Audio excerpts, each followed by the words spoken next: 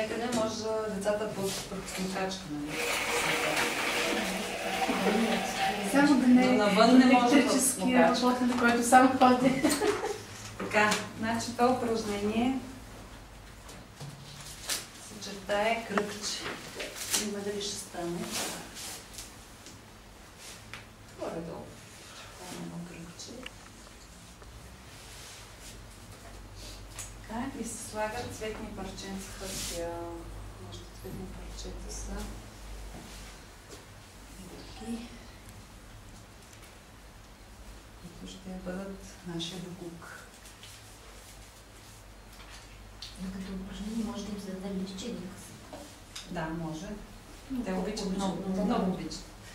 Така, значи, ето ме това детския размер. Патката горе-долу, може по-малко. Има и по-тесни, по-малки. Така, значи, патката поставям. Показваме на децата как да метат от края. Да събират буклука в средата на кръга.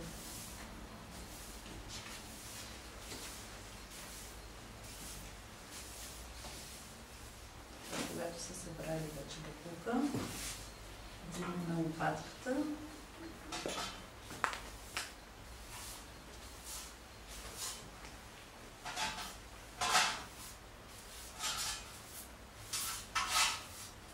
И така, поглеждаме, няма повече. След това този буклук се сваля, да кажем, в кофе. И така.